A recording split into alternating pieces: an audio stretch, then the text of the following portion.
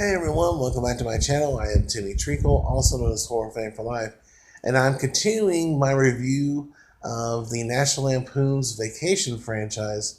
I am on the second movie, which is National Lampoon's European Vacation. The movie was released on July 26, 1985, and is a comedy movie that received mixed reviews from critics and fans. It has a 6.2 out of 10 on IMDb, a 36% on Rotten Tomatoes, and an 88% on Google. On a $17 million budget, it made $49.3 million at the box office. It was directed by Amy Heckerling and written by John Hughes and Robert Klein. And the movie stars Chevy Chase, Beverley D'Angelo, Dana Hill, Jason Lively, John Ashton, and William Zabka makes a small appearance in this movie. And in this movie, we find the Griswold family on a game show to start the movie, and they're trying to beat this family that has basically dominated the game show. And it just so happens with one of Ellen's answers is where they actually win the show, they beat this family, and they win a European vacation. So they end up deciding whether or not everyone wants to go. They had this little meeting. William Zabka is there. He plays the boyfriend to Audrey in this movie. But let's get to the new Audrey and Rusty in this movie.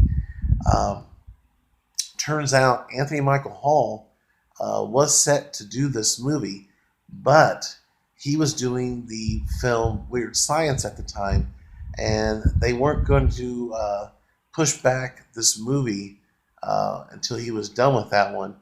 So they decided ultimately to replace both the kids with new actors.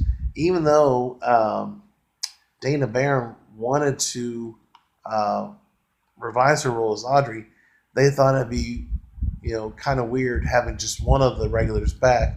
So they replaced both of them with some fine actor and actress, which I thought they were pretty decent in the movie. And we ended up getting Dana Hill and Jason Lively, and we go from there.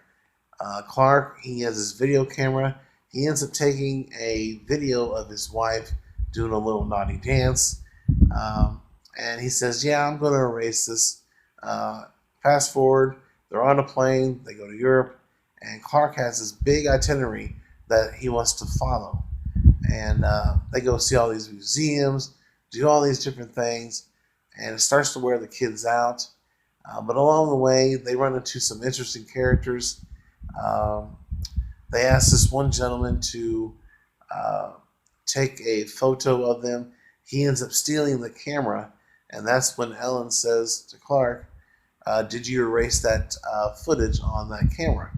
He's like, oh yeah, I sure did. Well, it turns out he didn't. And then later on in the movie, we find out what that guy did with the camera. But this movie is a solid sequel to the first movie. I really enjoyed this one. The comedy is on point.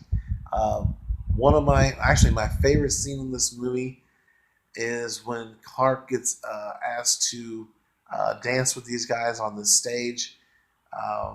He ends up doing it, but there's this one guy that just absolutely just despises him for some reason, and they end up slapping him around a little bit, and they get into a huge fight, and it's just one hilarious thing after another. And then there's a scene on a train where they're all four at this point in the movie are annoyed with one another, and they're doing anything they can to just basically piss each other off. But early on in this movie, Clark and Ellen are looking to find some of their family members there in Germany, and they end up going to the wrong place. But since they don't speak German, the people that they went into, they really didn't say anything. They just thought they were, hey, they're family. Let's treat them as such. But there are some hilarious scenes in this movie. One involving a bicyclist, which that character is seen throughout the movie. There's a lot of quotable lines in this movie.